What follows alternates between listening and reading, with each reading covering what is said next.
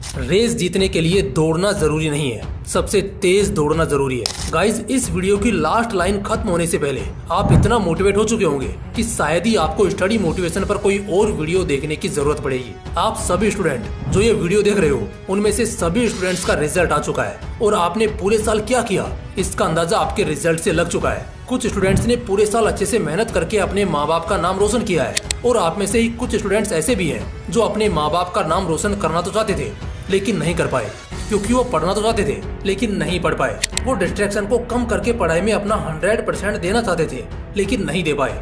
और कहीं ना कहीं इसके पीछे का रीजन है पढ़ाई में मन ना लगना। आप पढ़ना चाहते थे और अच्छा स्कोर भी हासिल करना चाहते थे लेकिन आप पढ़ नहीं पाए क्योंकि आपका कभी पढ़ाई में मन लगा ही नहीं। पढ़ाई को आपने हमेशा एक बोझ की तरह माना है जिसको आप जल्दी से जल्दी उतारना चाहते थे। आपके माँ बाप हर दिन आपसे पढ़ाई के लिए बोलते रहे लेकिन आप हमेशा पढ़ाई से दूर भागते रहे। लेकिन पढ़ाई से दूर भागना ये कोई सॉल्यूशन नहीं है, बल्कि आप जिस चीज से जितना ज्यादा दूर भागोगे वो चीज आपको पूरी लाइफ में उतना ही ज्यादा भगाएगी, वो आपको उतना ही तंग करेगी, फिर चाहे वो पढ़ाई से दूर भागना हो या फिर अपनी किसी कमजोरी से। और हाँ, अगर आपका पढ़ाई में मन नहीं लगता है तो आपको एक स्टोरी सुनाता हूँ और इसे सुनने के बाद आई एम श्योर आप पढ़ाई के लिए पागल होने वाले हो। ये कहानी है एक ऐसे लड़के की जो एक लोअर मिडिल क्लास फैमिली से था। वो शुरू से ही पढ़ाई में कमजोर था क्योंकि उसने कभी अपनी पढ़ाई पर ध्यान दिया ही नहीं। उसने कभी अपने आप को इम्प्रूव करने के लिए टाइम ही नहीं निकाला। उसके पिताजी एक मजदूर थे जो 40 डिग्री सेल्सियस की कड़ी धूप में मजदूरी करके अपने परिवार का खर्चा चलाते, अपने बेटे की पढ़ाई के लिए पैसे कमाते। और उसकी माँ एक हाउसवाइफ थी जो कि अपने घर को संभालती थी। उसके पिताजी बड़ी मेहनत करके पैसे कमाते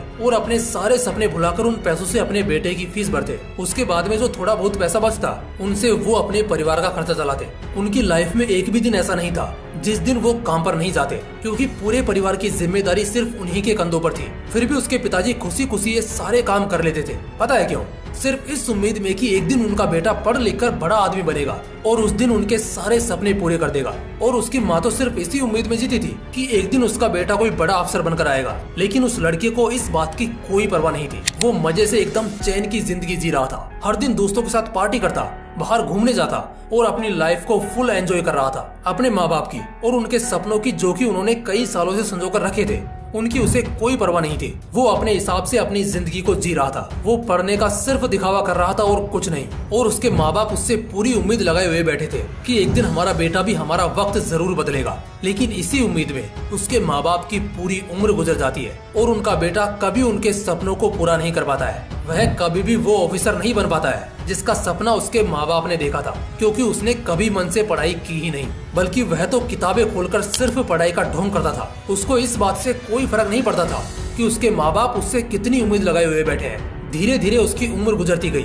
और वह एक एक पैसे के लिए मोहताज होने लगा। और वो समय आने में देर नहीं थी जब वह कुछ पैसे कमाने के लिए दर दर की ठोकरें खा रहा था। अब उसे अपना पुराना वक्त याद आने लगा जब उसके माँ बाप उससे पढ़ाई के लिए कहते थे कि बेटा पढ़ ले, ये वक्त दोबारा नहीं आएगा और जब तक तुम यह समझ पाओगे तब तक बहुत देर हो चुकी होगी।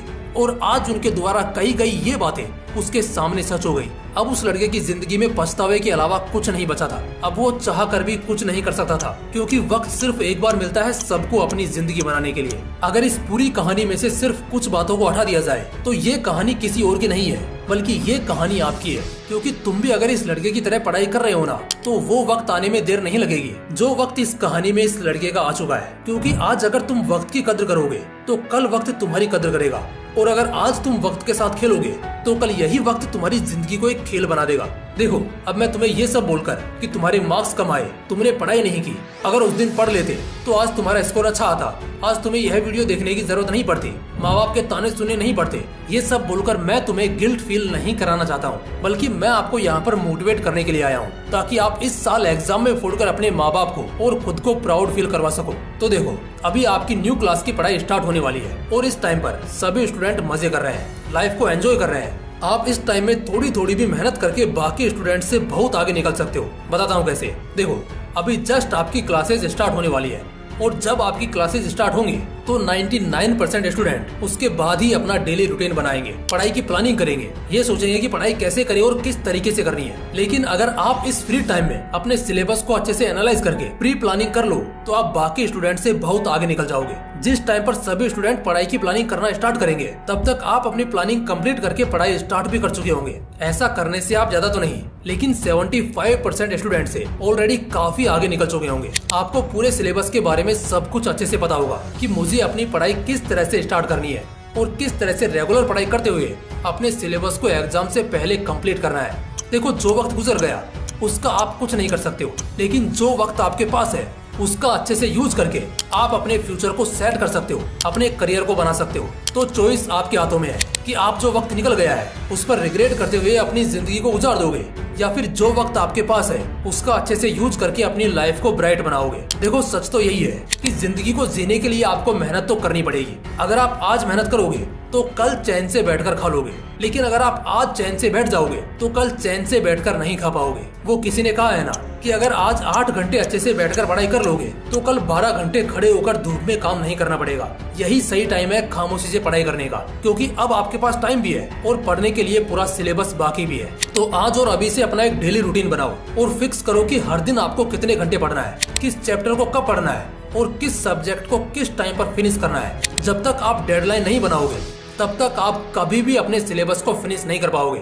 माना कि आज आपके पास 10 महीने हैं, लेकिन वो दिन आते देर नहीं लगेगी जब आपके एग्जाम में सिर्फ 10 दिन बाकी रह जाएंगे। इसलिए हर सब्जेक्ट के हर चैप्टर की एक डेडलाइन सेट करो कि आपको वह पर्टिकुलर चैप्टर या सब्जेक्ट कब फिनिश करना है। और सबसे इम्पोर्टेंट, सिर्फ पढ़ने से ही कुछ नहीं होता, पढ़ने के साथ साथ आपको रिवाइज भी करते हुए चलना है। इसलिए आज आप जो भी पढ़ रहे हो उसको नेक्स्ट डे रिवाइज जरूर करो, ताकि वो चीज आपके लॉन्ग टर्म मेमोरी में सेव हो जाए। और एक सबसे बड़ी मिस्टेक जो आपको नहीं करनी है, जब भी आप कोई भी चैप्टर या टॉपिक पढ़ते हो तो उसमें आपको जो भी कंफ्यूजन या डाउट रहता है उसको तुरंत एक डायरी में नोट कर लिया करो।